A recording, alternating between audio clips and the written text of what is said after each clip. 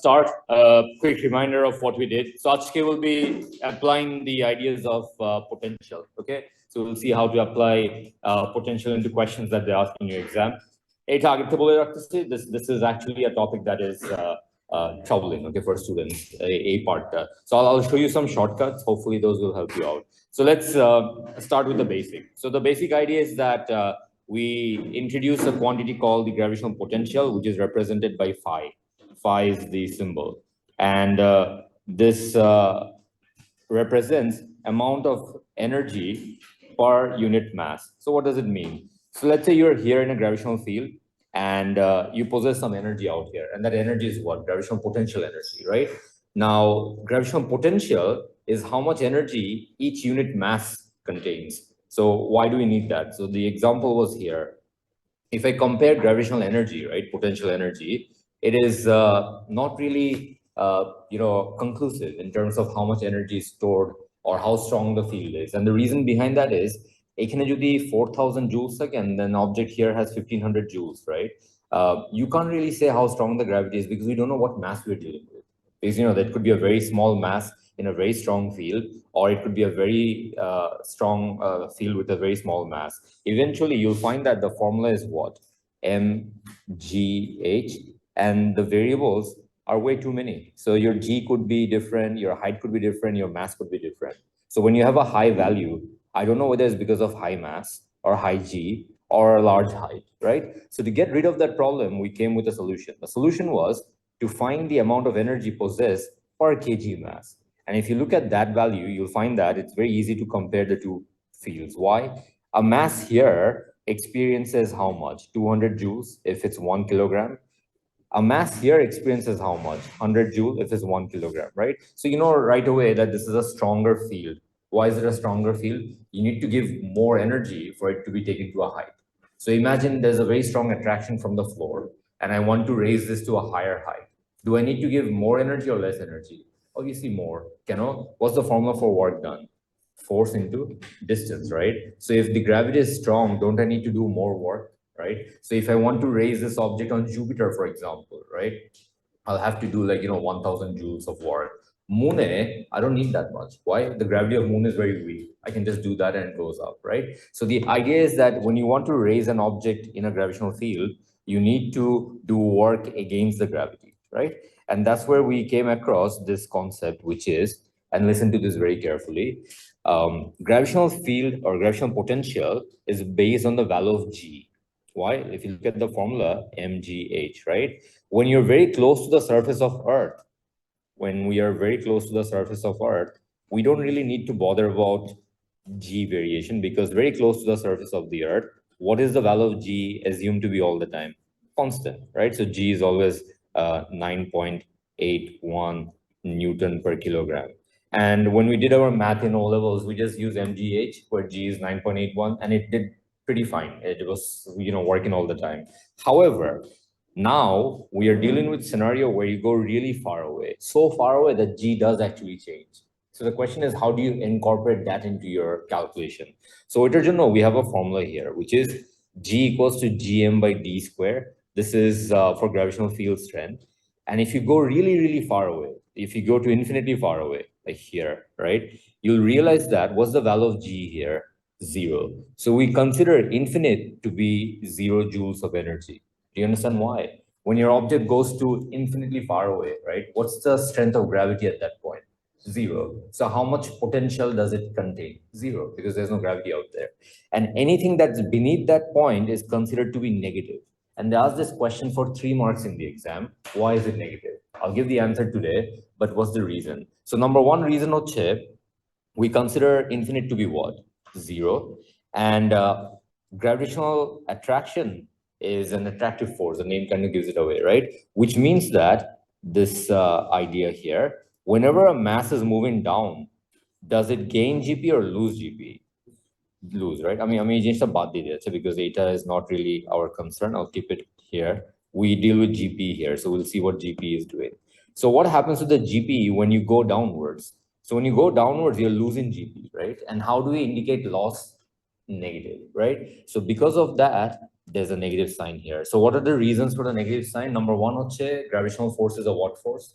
Attractive force. And whenever you do work in the direction of the force, right, you're not gaining energy, you're losing energy. So if you think of this object here, as I release it, it'll start to lose what? GP. And because it loses GP, how do you indicate loss? Negative, right? And this negative is important. You can't ignore this in your calculation, right? So the reason why the potential value is negative, which is here, this is the formula, right? All values are below zero since infinite is considered to be zero. And the other reason is that the work is lost by the object. There's not work done on the object. So it's a very common theme in your A2. Whenever you raise something against the field, it gains energy. Whenever the object goes with the field, it loses energy. Okay, where will we revisit this? In charges, electrostatic charges, where if you take a charge against attraction, it needs to gain energy because you're taking it against its will. But when you let go of it, it'll just fall on its own, right? And it loses energy. This phenomena is actually there in multiple places. Physics say you'll find this in energy stored in a rubber band. So your rubber band is like that, right? And you want to stretch it. So when you try to stretch it, are you going with its natural movement or are you going against it?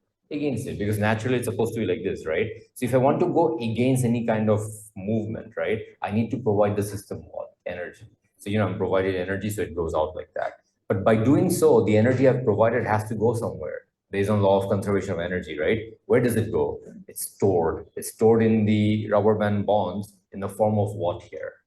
Elastic potential energy. Remember elastic potential energy? And if I let go of it, it'll naturally go back to where it needs to be, kind of like an equilibrium, right? So it just goes like that. Similarly, this object, think there's a rubber band attached to it to the ground.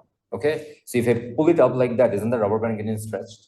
Right? So what is it storing here? Energy. And we call that what energy? Gravitational potential energy. Potential means due to movement, there's energy stored. So gravitational potential, electric potential, elastic potential, chemical potential, these are all where you do some kind of stretching, movement, and what does the system store? Energy, right? I'll show you an example of magnetic potential energy. So magnetic potential energy comes from magnets. So imagine I have bar magnet or these small magnets here, right? And let's say these are opposite poles. So what are they supposed to do? They repel. I can feel the repulsion, right? So what I do is I push them against their repulsion. Like, I take them very close, so they're repelling me right now, but I can overcome that very easily. And I push them and I stick them together like that. Right now, I can feel that they're trying to do what? Move apart, right? The moment I release my hand, what will they do? They'll fly off, right? So what actually happened was when I tried to take it against its will, I had to push it what into the system? Energy. And the energy got stored in the bonds in the field here as what? Magnetic potential energy. And the energy is stored right now here. And the moment I release this, right, that energy will be what? The key. Anyways, it'll jump, right? So it'll jump and it'll move forwards. So the point I'm trying to make here is that you can store energy by taking anything what against its natural movement, right? That's what we're doing here. But I'm going to just standardize course. I think I told you the other day. This one is for how much mass? This equation for 1 kg mass. And why do we standardize them? Because it's easy to what? Compare. Okay. So I gave a table the other day. So look at this. Actual value versus standardized value. Actual value is force, standardized value is what? Field strength, right? Actual value is what? Gravitational potential energy. Standardized value is what? Gravitational potential. Why do we use standardized value? For comparative purpose. I want to know how strong a field is, right? I don't look for force, I look for what? Field strength, right? So these are standardized value, these are actual value, and you'll find a theme here. This is the actual force. This is for a kilogram. This is the actual energy. This is for a kilogram. So when you're comparing kilogram for kilogram, right, isn't that much more reliable, right? So that's what we do. So yeah, this is the formula out there. Now, what does this mean actually, potential? It's the amount of energy possessed by a 1 kg mass in a gravitational field, right? But they do not allow this in the exam. So I'm going our pashe add not for exam. It just বুঝার জন্য, it's for your understanding, okay, that the amount of energy possessed by a 1 kg mass in a gravitational field. So what is the exam version? It's the amount of work done needed to move a unit point mass from infinity to that point in the gravitational field. So yeah, if I want to bring the charge down, right? Tell me something. Do I need to do work or does it do work on its own? Yeah, it's losing, right? So that's why I don't really need to do work, because last class a couple of you had questioned, why do we need to do work to bring it down? We don't actually. It comes down on its own. But as it comes down on its own, right, what does it lose in? Energy. And that is the energy that we're talking about here. Okay. So if I did the reverse, look at this. Okay. Let's say the ceiling here is infinite and I release a mass from there. What will it do? It will come and end at this point. It did some work, right? If I take this mass from here to the infinite point, it'll do what work? The same amount of work. The difference is when it came down, it gave out its energy. So that's why I consider that value to be what? Negative. If I want to take this to infinite, what do I need to do? Give it energy. So what would the value be? The same, just it'll be what sign? Positive, right? So see, the value that we found here was negative because we are always assuming things are coming from where to that point? From infinite. That's why it's all negative value. Okay, you get my point? Achha. And this one is a very underrated equation, but could be helpful. What's the link between potential and gravitational potential energy? So, eventually when we do our math, is the potential what we are looking for, or is it the actual energy? So it's actual energy all the time, because that's what the object actually possesses. So how do you go from potential to actual energy? It's very simple, just phi into m. And it kind of makes sense, right? Because potential is joule per kilogram. So if I want joule, what do I need to multiply this with? Kilogram, right? So they cancel out. So yeah, this is the formula, phi equals to Gp by m. So Gpe would be phi into m for whatever mass you have, right? So yeah, that's what we saw so far. And we did a math here, which is to give you an idea of how the energies are. So if there is a question where you need the point where you need the mass from the before the you take the GS positive in that case. Sorry, our? In some kind of questions, if you are asked to move the mass from the surface to the infinity, yeah, will you take the GS positive then? No. So you'll do your math as normal, right? You'll do phi equals to minus gm by d, right? And then because you're going the other way, your answer would be a positive answer. So you don't need to put a positive sign here, because the equation is based on the assumption. Right, exactly. You're coming from the infinite to that point. So if you're going the other way around, instead of loss, your answer is what? A gain. So you'll just put a plus there. Okay. So when we using low in or high? Right. So the confusion here is that there are two zeros in our system, right? What are the two zeros out there? One is the center of the mass and the other one is the infinite, right? So at these two places, the value of your potential is what? Zero, right? Why is it zero at infinite? Because the value of G is zero. Why is it in zero at the center of the earth? Because the distance is zero. And what we found is that the more realistic attainable distance is actually that infinite.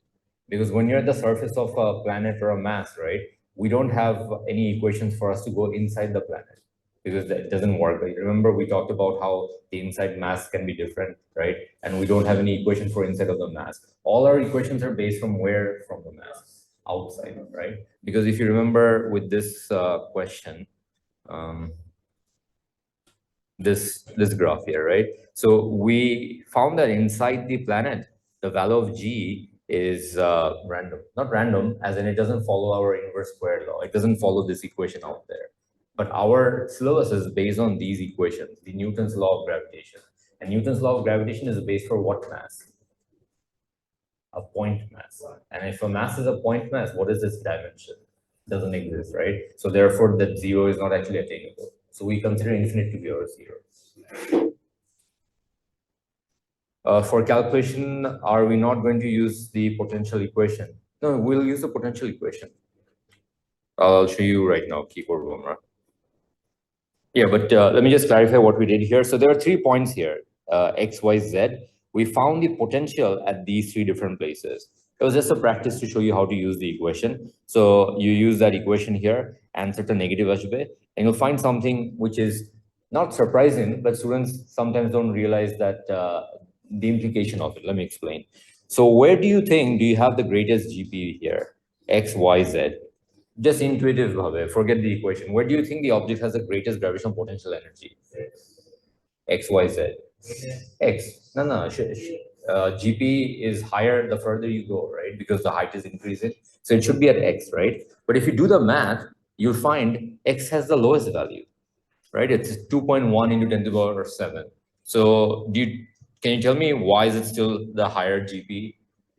In negative. Okay, so don't look for magnitude. Also account for what here? The sign. And that's what a mistake normally happens is students will ignore the sign. And if you ignore the sign, the answers don't really make sense. It basically tells you that this has the least GP, which is not true. GP is still increasing every time you go higher. There's no, two ways about it. It is what it is, right? So ওইটাতে এখানে reflect করতে হবে, and you see that it is actually that. So lower negative value means a higher overall value. I mean, you know how negatives work, right? So yeah, these are the 3 points here. So এখন question হচ্ছে, what do we do with this information? Right? Like what kind of questions do we have? So we have only one question from here all the time, একই জিনিস জিজ্ঞেস করে, and yet students struggle. I'll tell you what the question is. The question is this one. This, okay? So the question is that you have an object somewhere in the field and it's moving towards the Earth. How much velocity does it have by the time it reaches to a point near the Earth? It's a math that you have done in grade 7 or 8. Like you drop a ball and a ball falls a height of 10 meters. What is the velocity of the ball when it hits the ground? How do you do this math? Loss in GP equals to gain in K. It's exactly the same thing. Unfortunately, what can't we use anymore?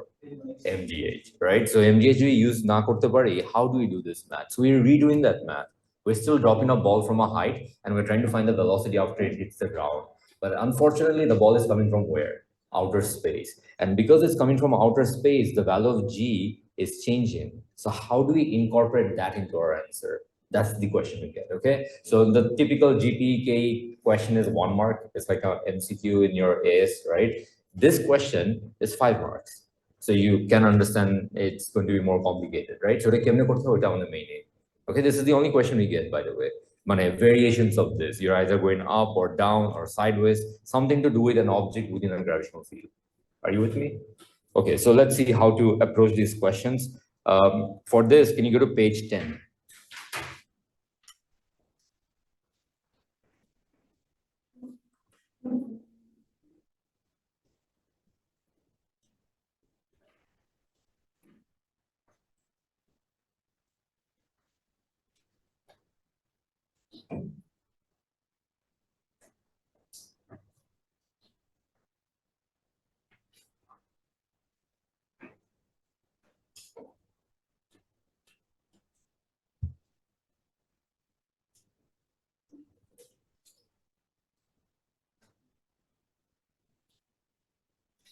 Okay, screen it.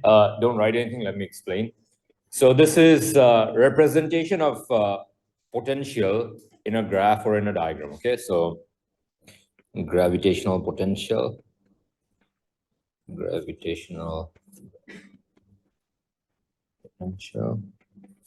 diagram representation. So how do you show potentials on a diagram?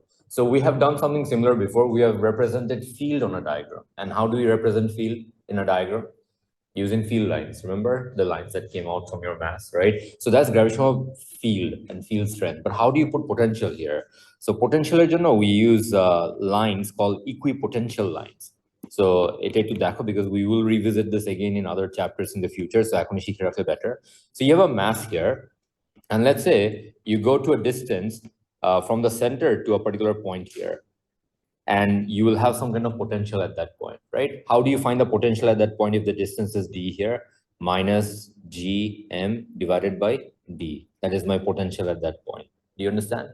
Now, it turns out if you actually move along a constant radius circle here, okay? Let me repeat. If you move along a constant radius circle here, your potential will remain what throughout? Same, right? Because do you see that at any given point here, what is the distance from the Earth? D. So what should your potential be? Same. This line is what we call a what line? Equipotential line. The name kind of gives it away. Equal potential at any given point, right? So if I take this remote here, it has a GP of 20. If I go sideways, what is its GP? 20, right? If I go that side 20, because I'm always at the same height. But if I go up or down, that's when it changes. So here we are on this particular circle throughout, right? So what do the value remain? Same. Okay, so that's an equipotential line.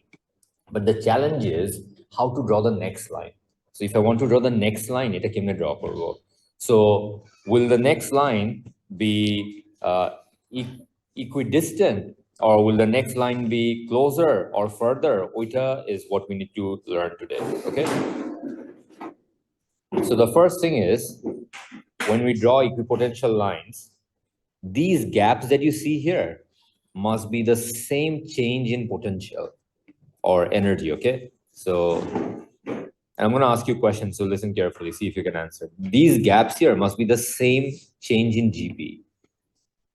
So whatever the lines are, the change must be same. Now, what do you guys think? Do you think that if I have circles here of equal separation, right? As I go further and further away from a mass like the Earth, do you think every equal distance will give me the same change in GP? Or will it give me more change in GP or less change in GP? Let me clarify. So look at this. I have my mass here at a height of 10, right? I go 1 meter up, it lost 10 joules, okay? So 1 meter, it lost 10 joules. If I go 1 meter further up, right? It should be gained, sorry. It gained 10 here. If I go 1 meter further up, will it gain 10, more than 10, or less than 10? Right now here on Earth. So if I move 1 meter plus 10, another 1 meter, should it be plus 10, more than 10, less than 10? It'll be plus 10. Why? Because it's a what field that we're working with? Uniform. And in a uniform field, wouldn't the energy change be directly proportional to your height? Because mg is what? Constant. So if my mg is constant, আমার প্রত্যেকটা হাইটে যতটুকু energy gain হবে, the amount of energy I gain for every height, right? Shouldn't that be the same? That's the feature of a what field? A uniform field. So if I had to draw my equipotential lines for a uniform field, right? How would the lines look like? There will be just lines that are what to the ground, parallel to the ground, and they're what to each other? The parallel plus what else? Equidistance, right? So if I consider this Earth surface to be 0 joules, this will be plus 100 joules. This will be plus 200 joules. This will be plus 300 joules. Why? Because for every height that you are traveling here, the change in GP is going to be what? The same. Why is the change in GP going to be the same? Because you're going up by what amount each time? Same amount. And that's only because what field are we dealing with here? A uniform field. Are you with me so far? No. This is very close to the surface of the Earth. I'm talking about like in this room right now. Okay. So in this room, do you think that every height will give you a different value for GP or same value? Same, right? That's fine. Now here, when you go very far away, that's what we are dealing with, right? Do you think every change in height will give you equal change in GP or not? That was my original question. So will it give you more gain in GP or less gain in GP or same? Think and answer. You're very capable of answering. So if I travel the same height here, right? If I travel the same height here, the change in GP, would it be the same as before, less than before, or more than before? Yes, it should be less than before. Why should it be less than before? Because as you go further away, what is now less than before? G. So isn't the G weaker? So will you still gain the same amount of energy for the same height? No, right? So তোমরা কি বুঝছো? Because as you go further away, right, you need to cover much larger distance to gain the same amount of energy because the value of G is what? Very small, right? Which means this lines or these lines should represent same energy changes, right? So the second line that I have here would have to be a little bit what than before, further out. And yes, this gap here will still provide you how much change in GP, the same as before, but it will require what height for that to be achieved? A much greater height. Okay, so yeah, that is the change here. Now I think you can figure out the next one. What should the third line be? Should it be same distance or even further? Even further. Why? Because the G is now so weak that you need to travel a really large distance before you can see the same amount of what? GP gain, right? So equipotential line draw করার হচ্ছে main theme here is that each of these gaps must represent what change? Equal change. What should the value of that change be? It's up to you. Okay, there's no fix here. So I can do like 100, 100, 100, or I can do like 50, 50, 50, right? So the concentration of lines don't really mean anything. It's up to you. How often do you want to draw the line? But one thing is very important, lines must be separated by what amount of GP? Same amount. That's just to protect the gap here must have the same GP. So here's a question for you. Okay, let's see if you actually figured this out. If an object, right, falls in this gravitational field from here to there, okay, let's name them. So this is A, B, C.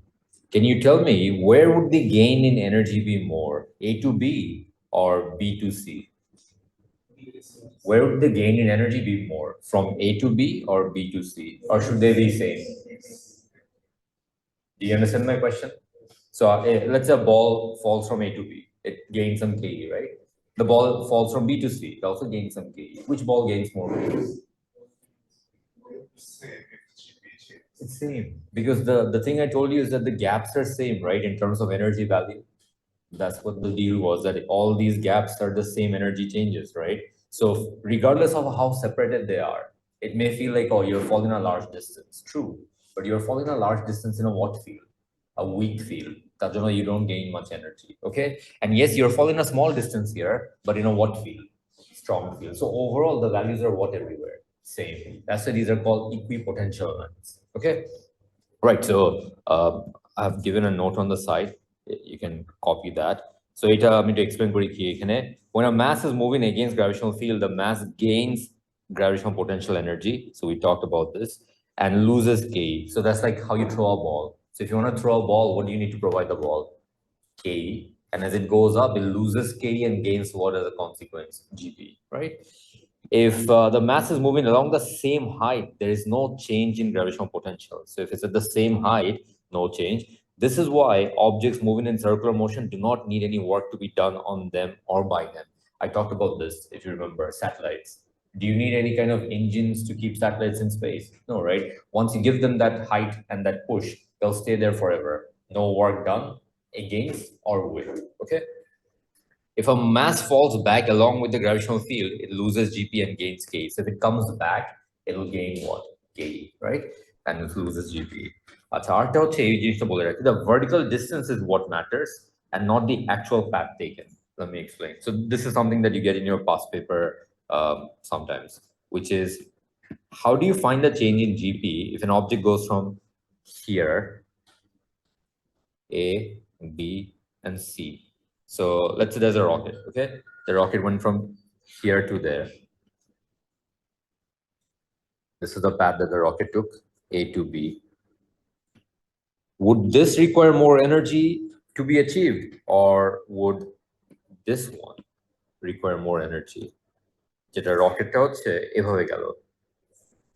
Yeah, say. Why? Because it doesn't matter what path you have taken, what matters? The net vertical distance relative to the Earth. Okay, so এটা AS এর একদম very basic question. Look at this. I'm going to take a magnet up like that. Gains GP to that point, right? Gains GP. If I take it like that, also gains GP. Which one gains more GP?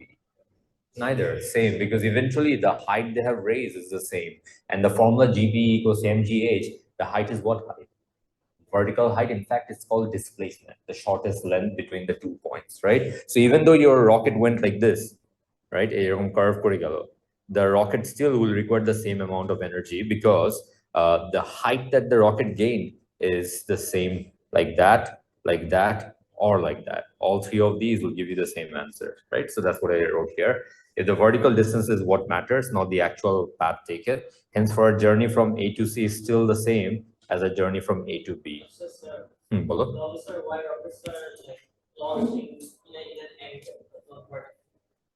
Right, good question. Does anyone remember the answer? We talked about this. Why do rockets go at an arc and not straight up? So if I want to go to space, right, the worst thing you can do is just go straight up. If you want to stay in space, okay? So why do they do this?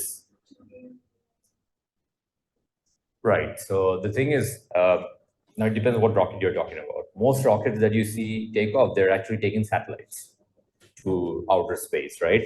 And what they do is if they go straight up like that and enter the orbit, there's no velocity for the satellite to move at. So what will happen is if you launch a satellite there, it'll just fall back down. So if you want your satellite to be in an orbit, what's the first and foremost requirement?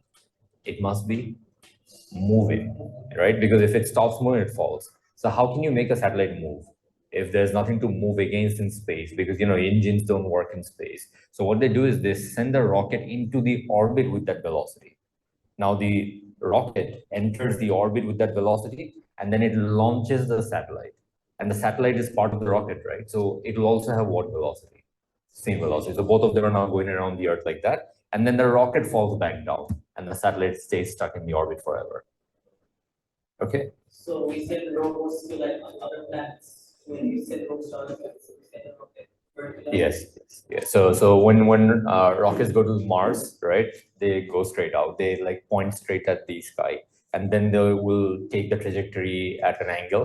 They do something called a slingshot. They use the moon's gravity to launch them further. So that's when, but they have to go straight up, not at an angle. Same. ISS is a satellite. হ্যাঁ, so ISS হচ্ছে এভাবে যাচ্ছে, তোমাকে এভাবে করতে হবে that you enter the orbit right behind the ISS and then they dock. So you have to match the speed. There is a mechanism to actually speed up and slow down in space. Do you know? Yeah, they use gas canisters, like spray cans. They spray gases one side and the rocket moves the other way. That one small spray, right, can actually move a rocket in space. Like normal spray থাকে না, air freshener. ওইটা থেকে যে amount of gas comes out, it can actually move a rocket because there's no air resistance in space. The slightest force can make your objects move. So it's very effective. They use these canisters out there. Okay. Space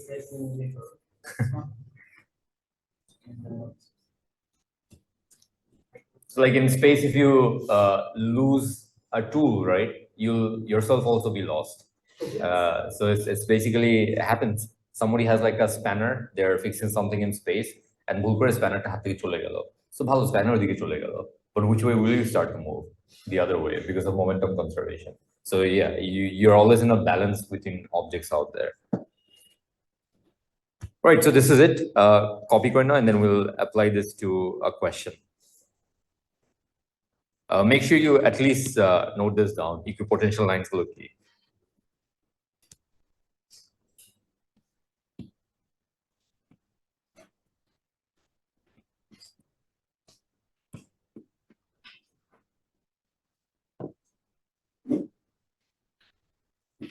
Would this work on any mass because of weightlessness? Yeah, weightlessness is actually not really weightlessness. You guys know that, right? Weightlessness is the feeling of weightlessness. But is there weight acting on an object that's experiencing weightlessness? Yes. It's ironic, but an object that's experiencing weightlessness is only experiencing what? Weight. It's not experiencing what? Reaction. তার জন্য আমরা weightlessness বলি। So if you're experiencing weightlessness, it's not because you're not experiencing weight, you're not experiencing what rather? Reaction. Okay.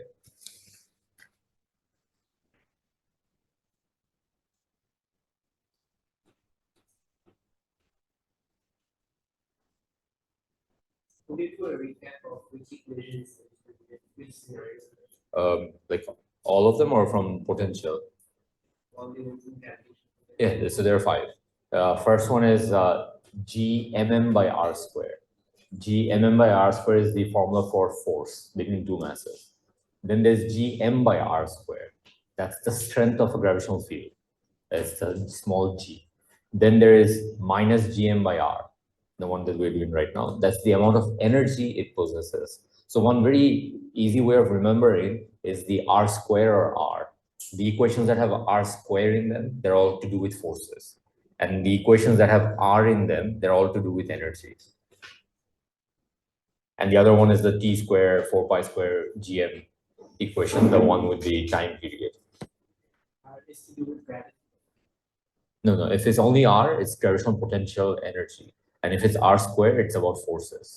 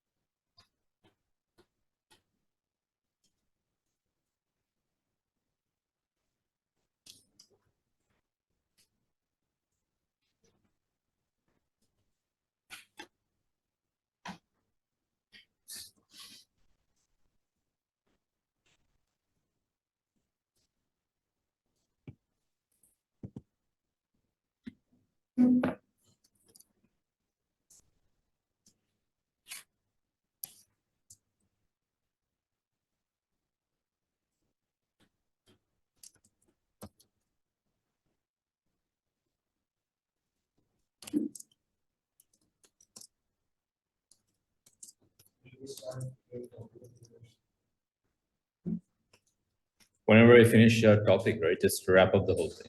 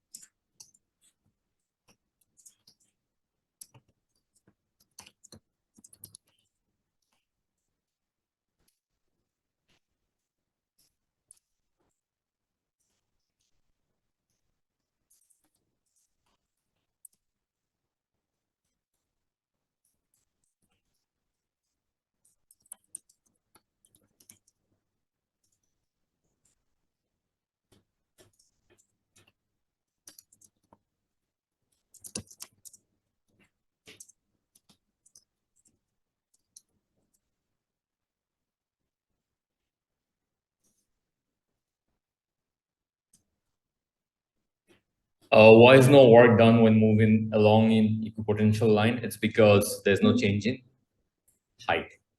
When you're moving along an equipotential line, you're not moving towards the Earth or away from the Earth. As a result, there is no change in potential energy.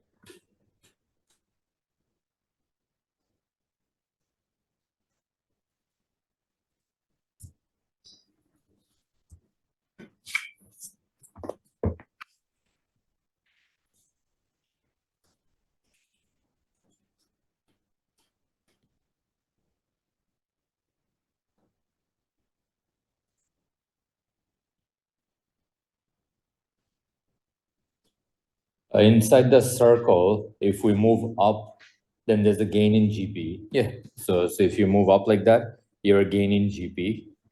And for every line that you see here, you're gaining the same amount of GP. These are all same GPA. Earth surface, right? So Earth's gravitational field strength is the greatest on the surface of the Earth. If you go inside, it's weaker. If you go outside, it's weaker. Why is it weaker if you go inside? Yeah, mass is getting less. And why is it weaker if you go further out? Right. Multiple techniques. One of them is the rate of rotation of Earth. It's called precession, like 24 hours. So you can actually find the mass based on the rate of rotation. The one that originally gave us the value was the time it takes for 1 year, 365 days, right? Using that, the estimate was made. Yeah. We did a math the other day. Were you there? I asked you to find the mass of the sun. Same thing. But like, we still did the mass here. In that question, we didn't. No, mass of Earth cancelled out. How do people go from 6 to this? So I think you're doing the same. Oh, because less mass is around you. So when you're at the surface, the mass beneath you is pulling you, right? So when you go, let's say halfway in, there's mass above you and beneath you. So the pull is not actually all downwards, it's getting balanced from top bottom, so it gets weaker.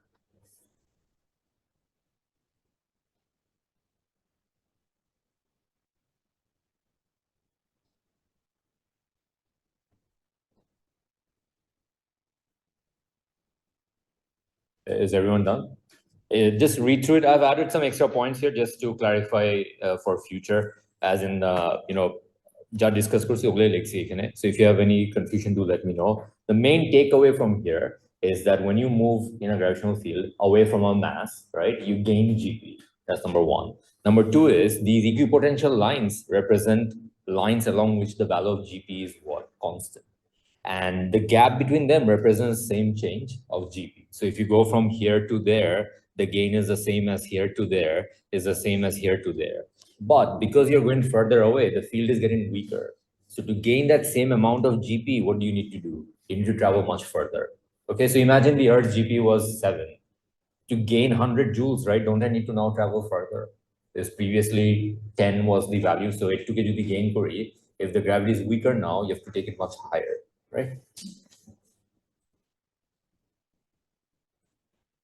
Okay, so two things are left in this topic. Aski will wrap it up. একটা হচ্ছে the math that I talked about, because that's everything. If you ask me one thing that you must know from this chapter is the math that I'm going to do. And then along with that, there's a graph. So graphs are very common in year A2. I recommend শুরু থেকে যদি প্র্যাকটিসটা করো, keep a place where you just write down all the graphs that you have. I eventually give you a book, just a book just for graphs, all the graphs that I do. Towards the end, it becomes overwhelming. There are 50 plus graphs out there. So, suddenly when they see so many graphs and they all look the same, it's a curve, right? It's always a curve. So that's when students get more confused. So I think as we do the chapters, just record the graph on a page. Three things, if you can remember, right? You can get like 60% in your exam without even answering most of the question. What are the three things? Definitions, equations, and graphs. 18 into. If you look through any question, it's always first question is a definition. Second question is some kind of use of equation, and maybe there's a graph. Okay. So yeah, so if you understand the logic of the graph, it's usually just a variation. Instead of going from X to Y, it's Y to X, right? But yeah, definitions and equations are much more straightforward, obviously. Okay, let's move on. Weightlessness question, which one? The one in the exam. Exam only I mean, to wait to say. But weightlessness is essentially the phenomenon where your reaction is what? Zero. That's what weightlessness is. So can you give me an example on Earth where you can experience weightlessness? Weightlessness means the astronauts The room. Yeah, it's called the vomit comet. The vomit comet. So it's a plane that just does nosedive and people inside start to float up, right? They use for practice of 0G, right? But yeah, it's very nauseating. That's the name. So that's one way. But there's much easier way of experiencing weightlessness.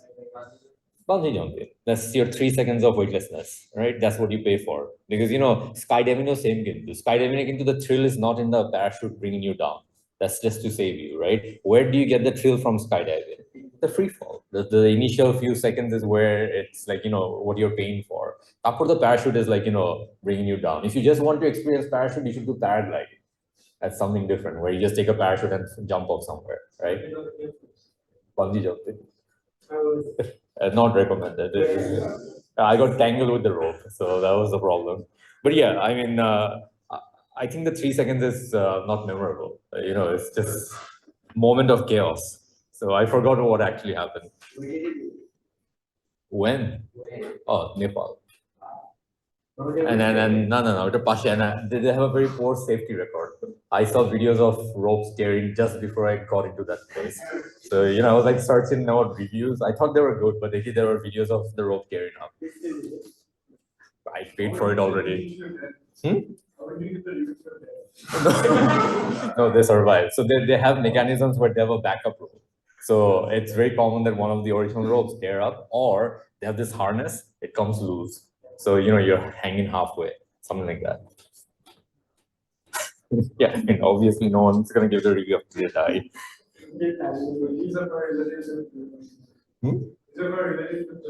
Yeah, I know. But yeah, the place that I went, they shut it down. There's too many safety concerns. I'm going to deny that. Right, so let's start. There's a page for it. First, I'll do a derivation, then I'll let you do the math. Go to page 11.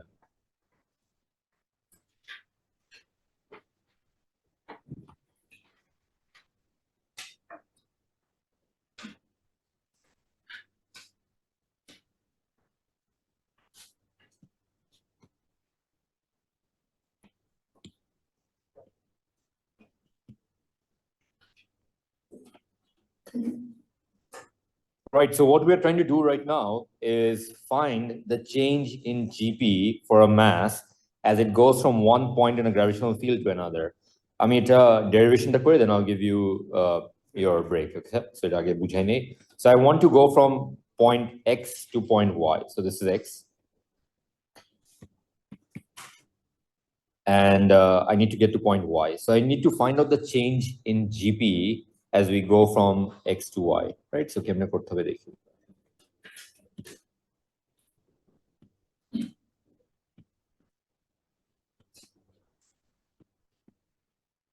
Yes, that's your Y.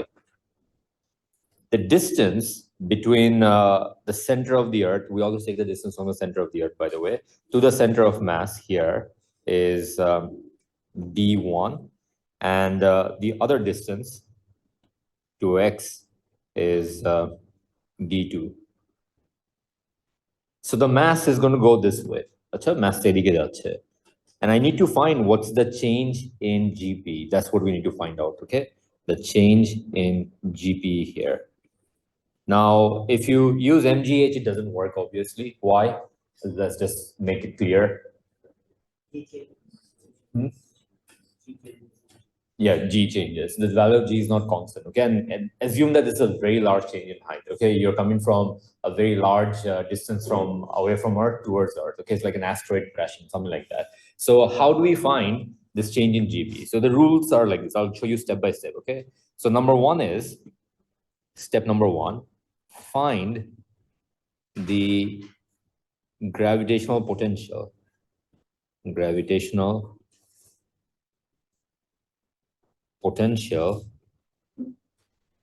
at X and Y. That's the first step, okay?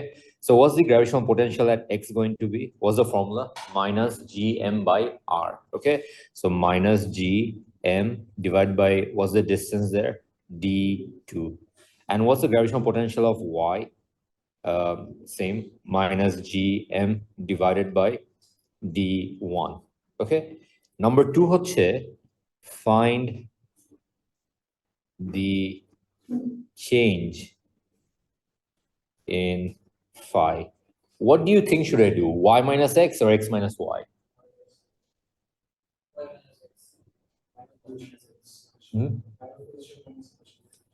But this will get converted to what here?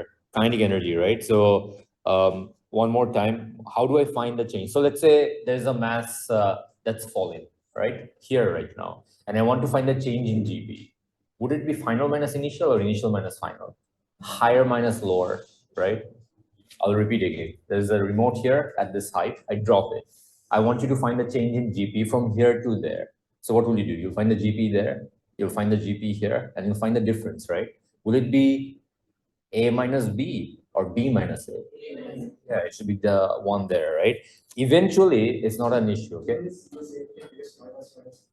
So eventually it doesn't matter. That's what I was saying, that at the end, the magnitude is what matters, okay? So তোমরা যেটা করো problem নাই, but I'll do X minus Y. So phi, change in phi. This is change in phi, by the way, okay?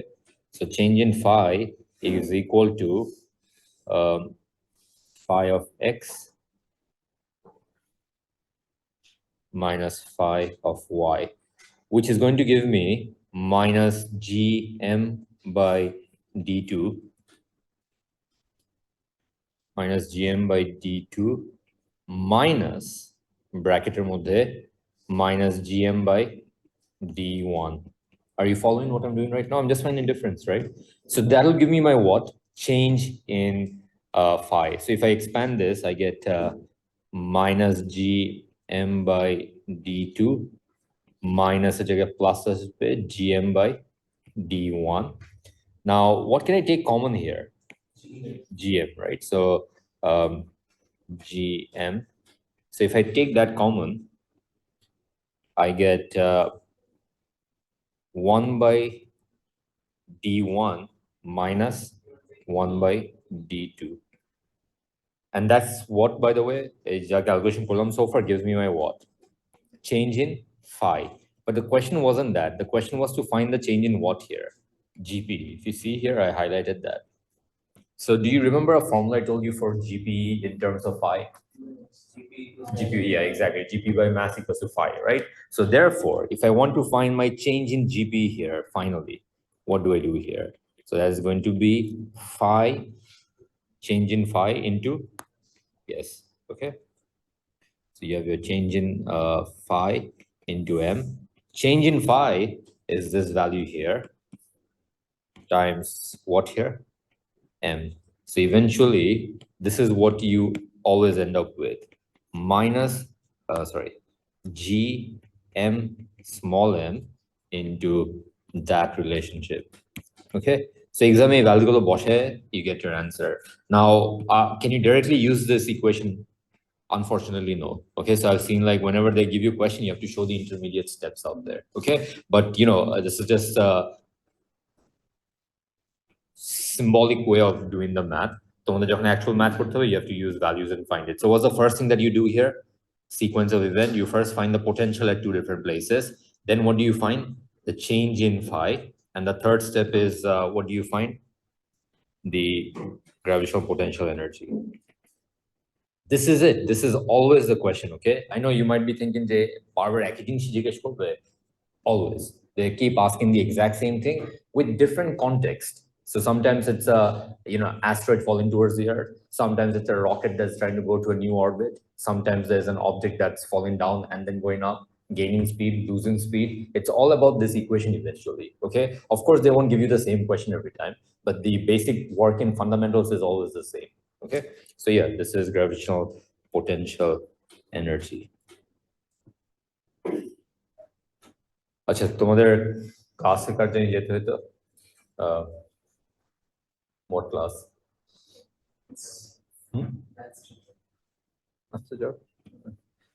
So if you genuinely have a class, you can go. Yeah. Right, so copy this. We'll have a break for 5 minutes, okay? 7. 7.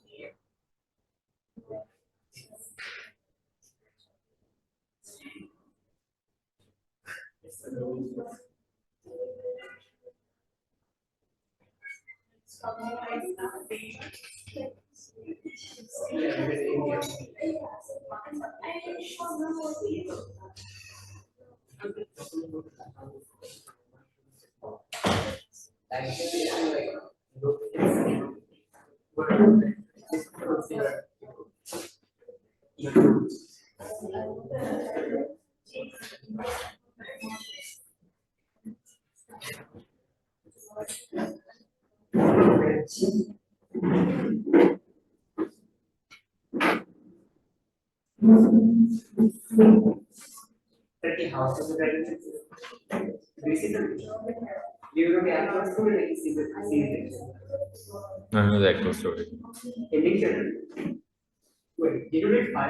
No, I just read spoilers.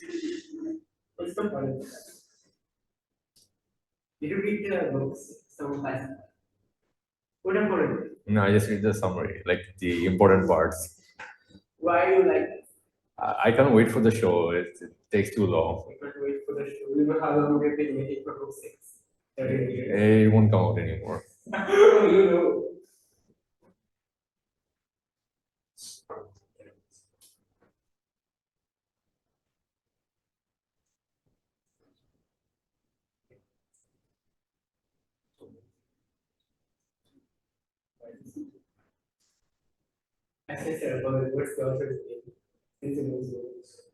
Author of what? GMM R. Martin. Oh, RR.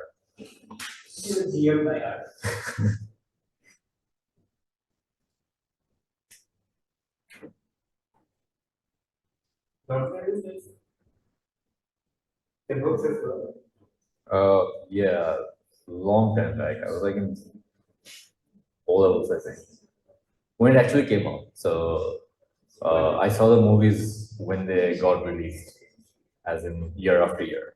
So the first one was The Fellowship of the Ring. Yeah, that one was like I saw it when it got released, the day it released. I had no clue what it was about. Yeah, so I had no clue what it was. Hmm?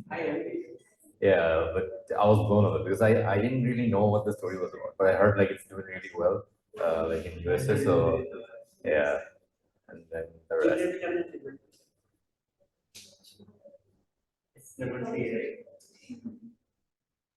It's still the first one because of that, first time getting into the idea of that war. All three are very good. I, I didn't like them. Why did no one like it? What was that? The Hobbit, the small one. Yeah. With the dragon. They stretched it. They made it three parts, right? Yeah, so I felt like it was dragged. It was well made, but Overuse of CGI. yeah, exactly. And there's also this ring of power. That was Yeah, no, I didn't start. that was আমি 7 বছর wait করছি 20 minute আমি বাদ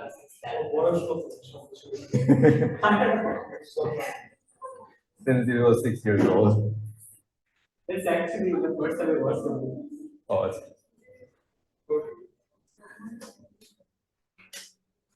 Okay, let's start. So, are you done copying this?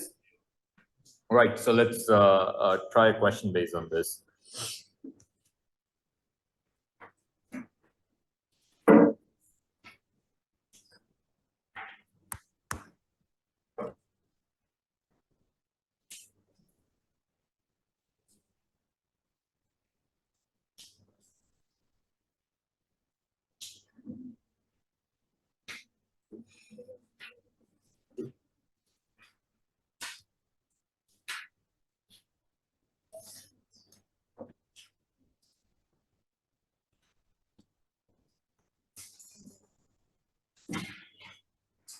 Recording in progress. All right. So the question is, you have a planet, and there's a mass that's falling towards the planet. So in this case, we'll use the Earth's values for our calculation. This is an asteroid coming towards Earth. So you need to figure out what is the velocity of impact. Okay. এখানে কিছু flaw থাকবে obviously because I'm assuming that the asteroid just starts from that point. But asteroids are coming from very far away, right? So problem নাই. So let's say this is the asteroid here. And values provided are gravitational constant is 6.67 into 10 to the power minus 11 Newton meter square per kg square. The radius of Earth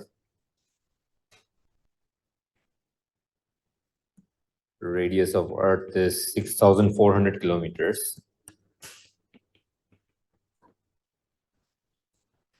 And mass of Earth is 6 into 10 to the power 24 kilograms.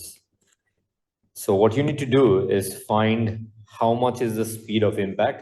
I'll make a small change here. Assume that the asteroid is coming from where? Infinite. Okay, so really far away. That's usually what happens. So imagine there's an asteroid that's coming from another galaxy, right? From the point of view of Earth, right? How far is that galaxy? Infinitely far away. So even if you consider that asteroid to be at infinite, right? Your math will work out. There'll be subtle differences because, most of the asteroids that actually come from infinite towards Earth, right? Won't actually go to Earth. কোথায় যাবে? Let's say there's a rock coming from infinitely far away, right? In our Milky Way, and it's coming towards Earth, right? It's very unlikely that'll ever happen. Why doesn't that happen? Yeah, Jupiter and Sun, they're more stronger gravities, right? So the rocks will most likely go there. Most of them go to Jupiter. There have been cases in the past where comets would have crashed into Earth, but they crashed into Jupiter. Okay, so yeah, in real life scenario, obviously they'll go to gravities that are much stronger nearby. Okay. Right, so these are the values provided. So you need to find out, the question is, find the velocity of impact as the asteroid crashes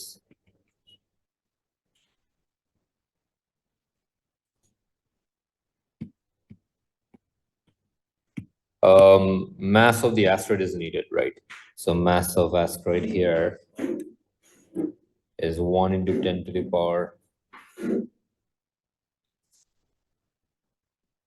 5 kilogram. Yeah, try this. So the information that you need, I have already provided in the previous derivation. Try and see if you can answer this question.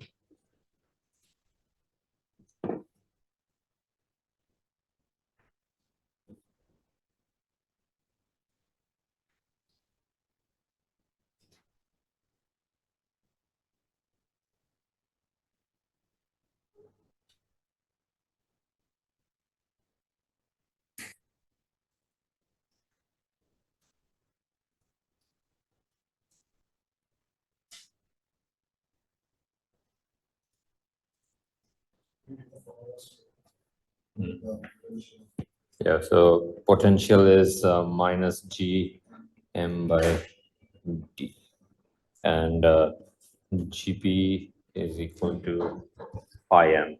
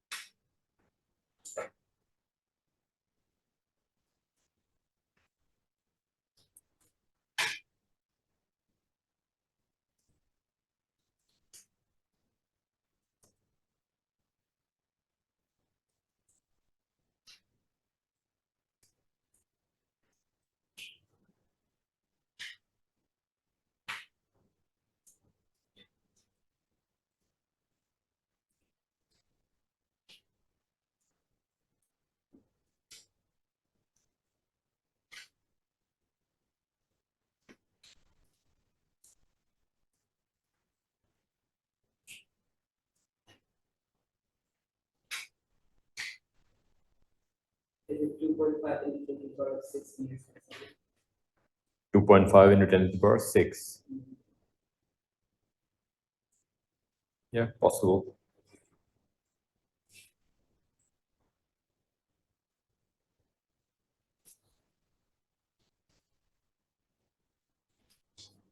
So this one is a little easy because if your object is at infinite, right, what is the value of its energy?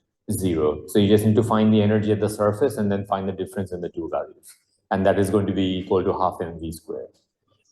In the actuals, the movie give us that the asteroid doesn't come from the infinity. Yeah, so that's usually the question. We'll do another one like that, where a rocket has to go from one point to another. So the orbit of Jupiter is elliptical, right? So then why doesn't Jupiter pull in the asteroids and the asteroids during passes close? No, so the asteroid belt is actually revolving with Jupiter. It's basically an equilibrium. So what's happening is that the sun is pulling the asteroids towards itself, and Jupiter also has the equal strong gravity. So it's also pulling the asteroids towards itself, right? So the place where the asteroid belt is essentially an equilibrium. And it's like a place where they're in equilibrium. And there's a misconception out there. The belt is not really a belt. It's actually a region around Jupiter. So it moves with Jupiter. So what people imagine is like there's a belt with all the asteroids out there. So when Jupiter goes away, these asteroids shouldn't stay there, right? So that's actually not true. So what happens is there are this mass of large asteroids. They move with Jupiter. So think of them as like the James Webb Space Telescope. Do you know what it does? So James Webb Space Telescope is not going around the Earth.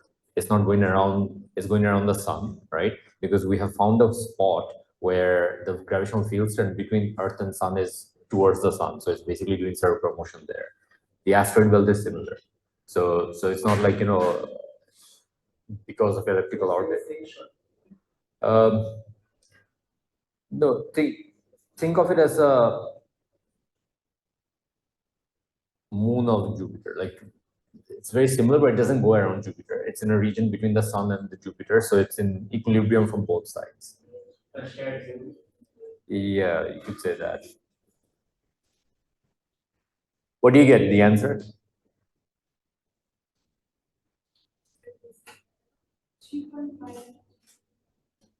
10 to the power 5.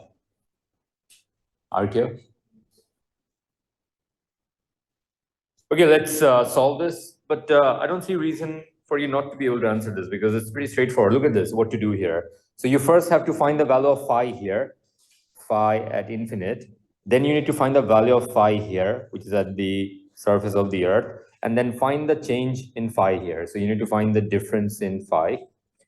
Online a different answer. Difference in phi, and then you find your answer, right? So let's do this. So let's first find the phi at infinite. What is it? 0, right? Because that's the whole point. The potential is 0 at infinite, right? So phi at infinite is 0. And then the phi at the surface of the Earth is going to be minus 6.67 into 10 to the power minus 11 into mass of Earth, 6 into 10 to the power 24, divided by the distance, right? 6400 into, yeah, into 10 to the power 3, because, kilometer to meter. Now I need to find the change in my value of phi. So change in phi here is going to be this minus that. So eventually, what should the value be? Just that, right? Yep. So 0 minus this value.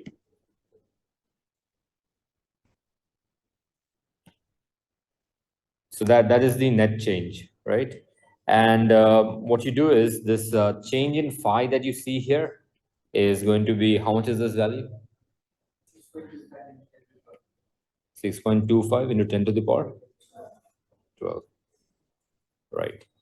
Joule per kilogram. So that's the unit, right? So I have found the phi for change in phi, but the question is not change in phi. The question is what? Yeah, the velocity, right? So I first have to find GPE here. So GPE is, or change in GPE here, it's going to be how much? 6.25. 7. 7.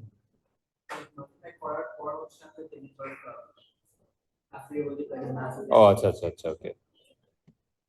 7. So into 7 into, what's the mass of the asteroid? 1 into 10 to the power 5. So the GPE is going to be 6.25 into 10 to the power 12. Right. Next, what do we need to find is the kinetic energy, right? So therefore, or the velocity. So for velocity, this is simple math. The loss in GP, the change in GPE is equal to the gain in KE, right? So KE. So yes, 6.25 into 10 to the power 12 equals to half 1 into 10 to the power 5 into V square. So what is the velocity? 1.1 into 10 to the power 4. Yeah, that is just that. 1.12 10 to the power 4 meter per second.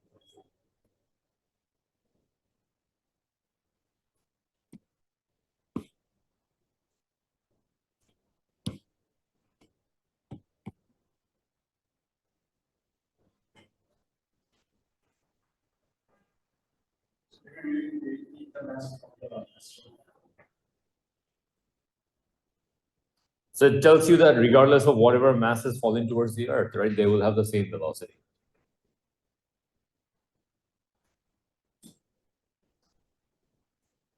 Is it clear? Tell me whatever confusion you have, let me clarify.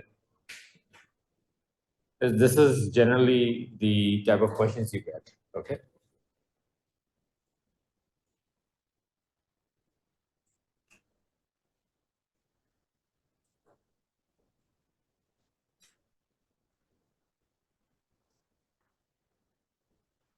बहुत की confusion?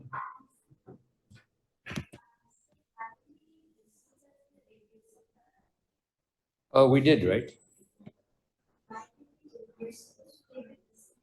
The entire distance. Yeah, so your object is from here to there, right?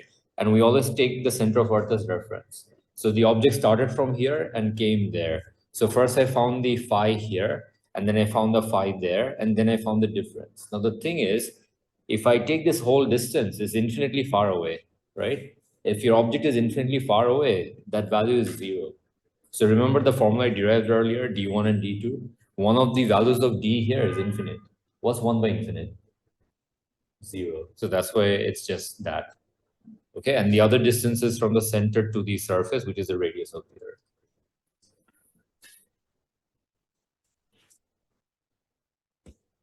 Okay, we'll do one more, and then I'll give you your graphs. Wait, I'm sure.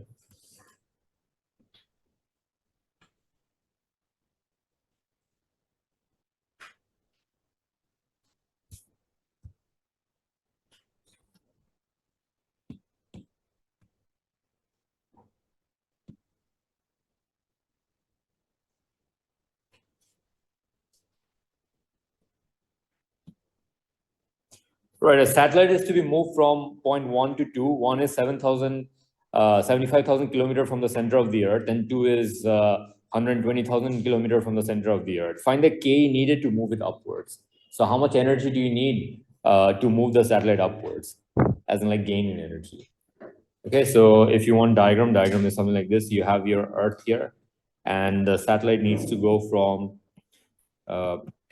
this location, which is 75,000 kilometers from the surface of the Earth, to that location, which is 120,000 kilometers from the surface of the Earth.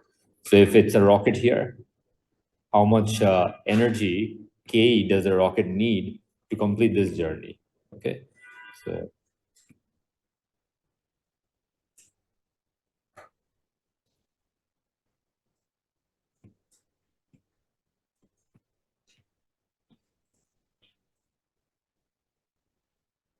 right, so that's the question.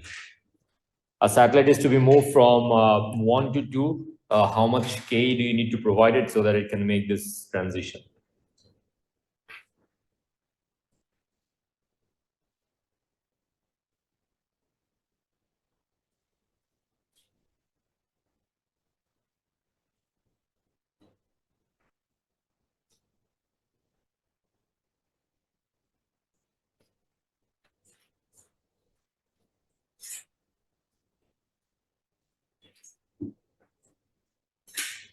Mass of the satellite is not provided.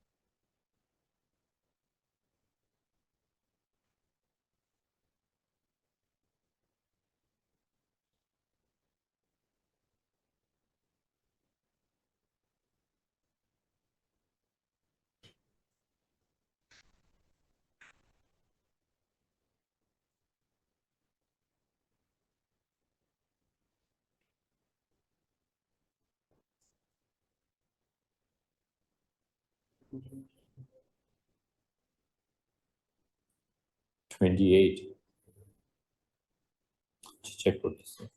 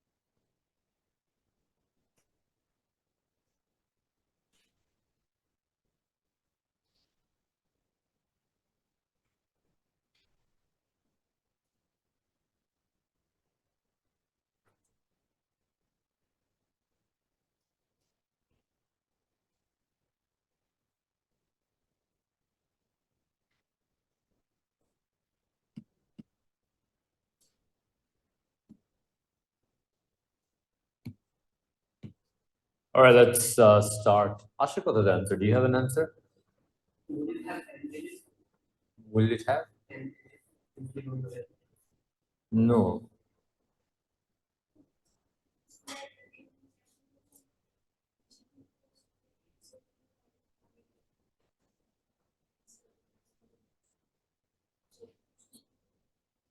Yeah.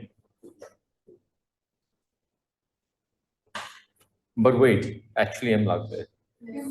Yeah, because I asked you to find K, right? It, it should be velocity. আচ্ছা problem না তোমার যদি হচ্ছে so if you found the K 2000 meter per second. If you found the velocity, sorry, K, I'm curious how. This is impossible. Yeah, you can't, right? The masses get cancelled out, you're right. But the mass cancels out and then you'll just have an expression for V. 2000, okay. So what you need to do is you need to first find the same thing. It's the same process all the time. Find the change in phi here. So you have Gm into 1 by d1 minus 1 by d2. You know, eventually you can just take the magnitude. Because sometimes students have confusion. Which one minus which one, right? Don't worry, just take any values of d1 and d2, but make sure that whatever value you get, take what value of it, the positive value. Okay, because what are we more interested in? The sign of the change or the change itself? The change itself, how much change, right? So anyways, like I'm saying, if you're confused with what the sign should be. So G is 6.67 into 10 to the power minus 11 into mass of Earth is, this is Earth, right? So 6 into 10 to the power 24 kilogram. 6 into 10 to the power 24 kilogram. Did you use that value for mass of Earth? 24 into this distance difference, right? So basically that equation here. So if I take this equation here, jeta hobe 1 divided by 75000 into 10 to the power 3 minus, even if you did the other way around, answer into same আসবে, so don't worry about it. In fact, the examiners won't even scrutinize because you're looking for change into 10 to the power 3. So once you put them together, you'll have your value for change in phi, right? So change in phi is how much? 0, 201,000.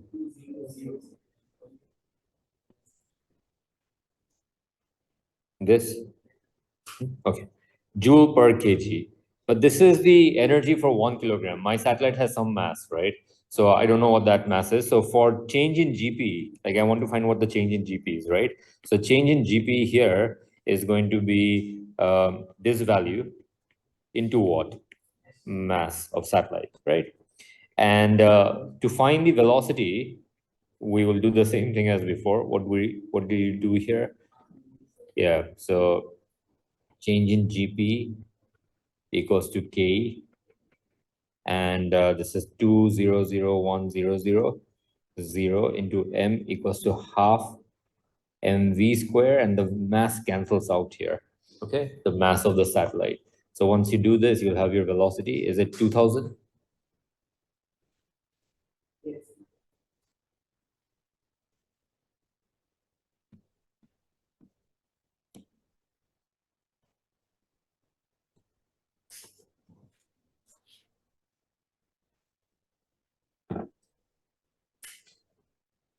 Wait, 1 into 10 to the power 4.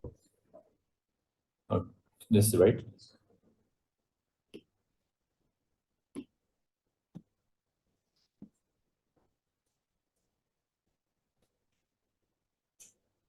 Are you clear about the math? What you need to do? They're all same. I mean, I don't know if you have not figured it out yet, but you'll notice that it's the same thing every time. What do? You find the phi somewhere, you find the phi somewhere else, and then what you need to do is find the difference in the phi, and using the difference in the phi, You can find that difference in GP. And once you have your difference in GP, what do you do using that?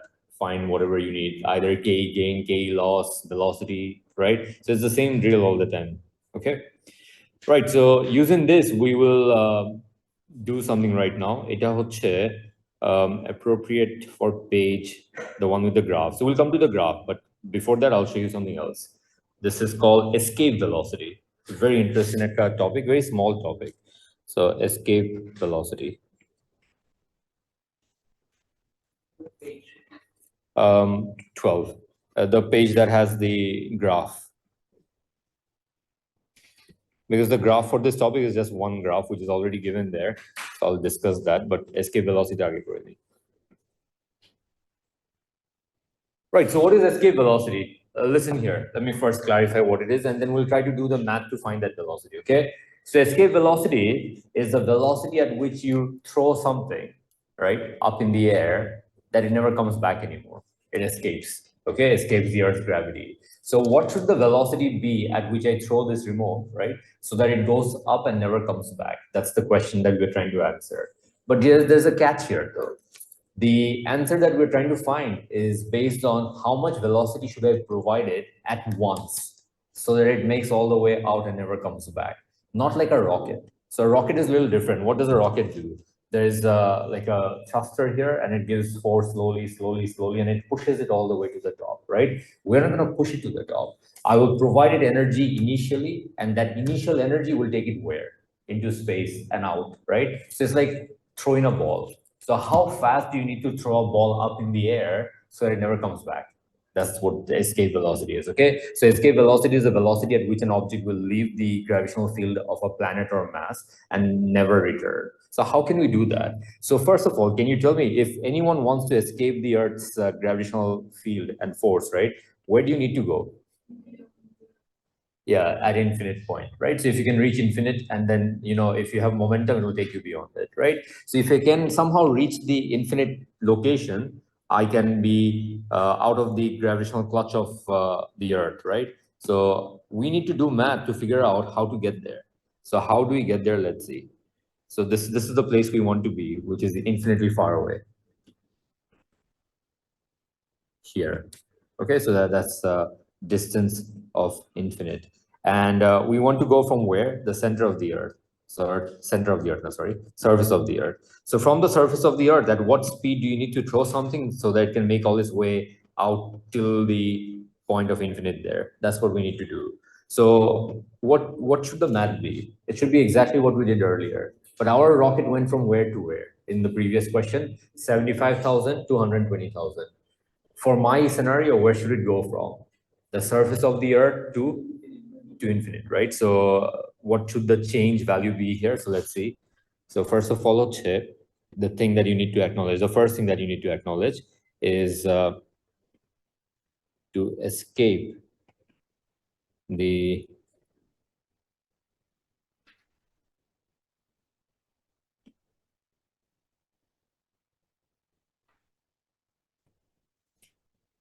gravitational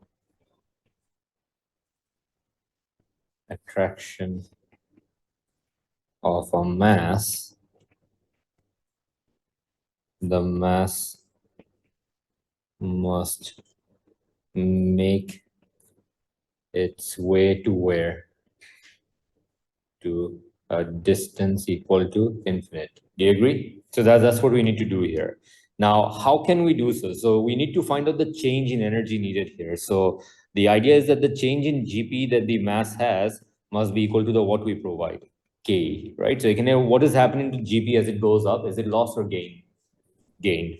And that must be equal to what? The K lost. So that's the math that we need to do right now. Now, how do we do this calculation? So what is the GP gained as you go from the surface of the Earth to infinite? How do you find that? 0. No. 0 is the value at the end, right? But when you're at the surface of the Earth, don't you have a value? So the change would be what? From the surface to infinite, right? So to find the change in GP, you need to go from radius of the Earth to where?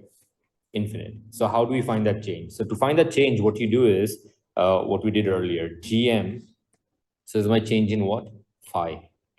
is going to be gm into 1 divided by what? Radius of Earth minus 1 divided by what? Infinite, right? Which is what, by the way? 0. So therefore, my change in phi here, this is, by the way, derivation, okay? So exam derivation ashikali is going to be gm divided by radius of Earth. Do you agree so far? That's gravitational field strength. This is potential, right? So this is the value of change in phi. Do you agree with me so far? Why is it the change in phi? Because this is the value here, and this is the value 0. So what's the change between these 2 points? Just that value itself, right? Now, how do I find my change in GP then? Easy, কি করব? The change in GP should be equal to this value into what? Yeah, mass of the whatever you're trying to throw, right? So gm divided by re into mass of whatever is thrown, because you know the formula was what? Phi into m, right? And this is going to be equal to what for it to escape? K, right? So therefore, finally, look at this, okay? This should be equal to the K lost. So which is going to be what? Half mv square. What cancels out? M. That small mass cancels out. So therefore, a very famous equation, V equals to gm divided by RE root over. Now, this is the formula for what velocity? Escape velocity. So if you want to escape any gravitational field, this is the equation, gm by RE, but RE, it will be the radius of whatever that object is, right? So the escape velocity for Earth is going to be how much? So let's try and see. And you, what happened? Oh, sorry, thank you. I was wondering, two target vector. Yeah. So what's the value for that of Earth? So 2 into 6 into 10 to the power 24 into G is how much? 6.67 into 10 to the power 6 into, sorry, 6 point.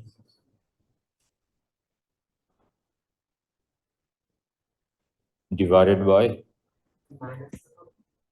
minus কেন? এখানে the universal constant negative 6400 into 10 to the power 3 and then root over. The value should surprise you.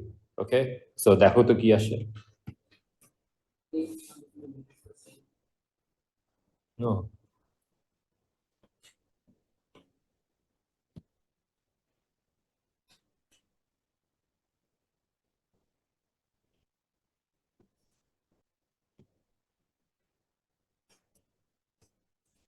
Give me the answer.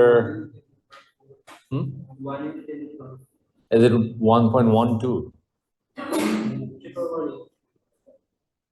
Triple one.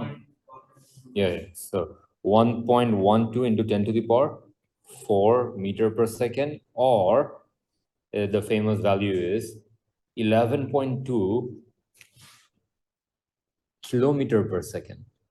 Which means if you want to escape the Earth's gravity, this is how fast you should be going. 11.2 kilometer per second, which is very fast. Okay, so how fast is 11.2 kilometer per second? It's the distance from here to the height at which you see planes cruising. You know, when airplanes are cruising, that height is around 10 kilometers, right? So you need to travel that distance every second.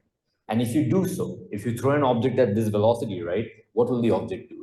It will have enough energy in it, right, for it to reach where? Infinite, right? So if you want to throw a ball into the sky, right, and you want to make sure that the ball never comes back, it leaves the gravity of Earth and never comes back, right?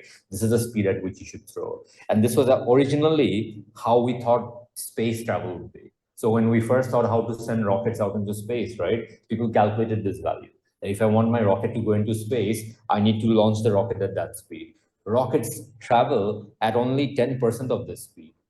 Okay, so the question is, then why was this not working?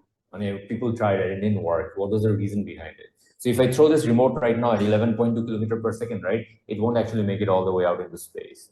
What's the problem? the other things will influence it. Yes, that's one reason, but at least I'll leave Earth, right? So that won't happen. It will just go and stop. Stop where?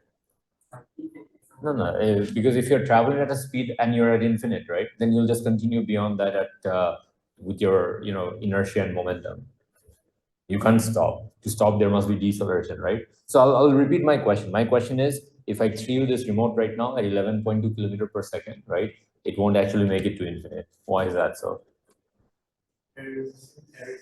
Yes. Okay, so we didn't account for one of the biggest problems out there, air resistance. And when you throw something at 11.2 kilometer per second, right, around 90% of the energy is used to overcome what? Air resistance. So you don't really have that total energy available. So that's the reason why instead of launching rockets, because this was actually a theory that was well investigated, that we'll launch rockets at a very high speed. So not launch, actually throw them at Mars. That was the plan, right? So if you throw your rocket at Mars, it'll just go and land there. So you need to throw them at water right speed. And they found that it didn't work. And now they're still working on this. I don't know if you know about this. We're planning to do this on Moon. So we'll launch our rockets for very far space journey, not from Earth, but from Moon. And it will work actually on Moon, cannot. Yeah, so if you can achieve 11.2 kilometer per second initial Ke, right, the object will just go on its own till that whatever point you need. Right now, how do we travel though? Right now, we use force and we slowly push our rocket up into the air. So there's a force there from the thruster and that slowly pushes your rocket up. So you don't need much speed, right? But it eventually makes its way out there because what's the energy change taking place in a rocket? Chemical to kinetic to GP, right? And the plan we had here, what was the energy change? Just Ke to GP, or we'll just give it Ke. So the model that they were working with was a slingshot. So there's a slingshot that is massive in size. They'll take a rocket, put the rocket there, pull it back out like that. And when they release it, what speed should it be launched at? 11.2 kilometer per second. And তারপর কিছু করতে হবে না. You don't need any engine, you don't need anything. That K will take it all the way where? To Moon or wherever, like infinitely far away, outside our solar system, right? Unfortunately, but if you do that, it won't make outside the Earth's atmosphere. Why? For two reasons. Obviously, air resistance will eat up all the energy, but more importantly, it'll melt. It'll melt because of what? Friction, right? Have you seen when asteroids enter the Earth's atmosphere, they burn up, right? Asteroids are like 2,000, 3,000 meter per second, 2 kilometer per second, right? Look at this, 11.2. So that's why this is not feasible. But if you go to a planet that doesn't have any gravity atmosphere on it, this is actually possible. Why? Because, just give it the energy, the rest will be done with the K it has, right? So this is called escape velocity. Couple of things that you need to know. One is that this is the velocity needed to escape the gravitational field of Earth, 11.2. You can find it for different moons and masses as well. So asteroid, let's say you landed on an asteroid. Do you know what your escape velocity would be there? Would it be very high or very low? Equation to bolo. The escape velocity on a very small asteroid, will it be very high or very low? Very low, right? In fact, there is actually an asteroid where we sent a probe the land course, very unfortunate. Probe the land core, it bounced. And the bounce produced such a velocity, it escaped and it went back. So it never made it there. Very unfortunate, but yeah, because the escape velocity was like 0.4 meter per second. So you had to slowly land, or else whatever velocity you have, the gravity is not strong enough to bring you back.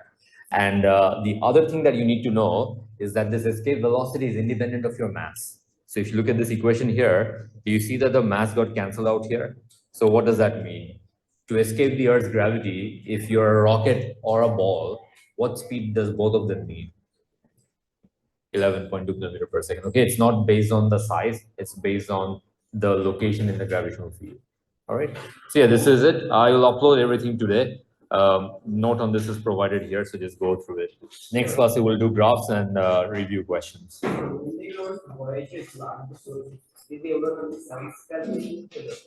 No, they kept on overcoming the gravitational fields of every planet. So Voyager made a pass by of every planet, and every time they went around the planet, they did something called a slingshot.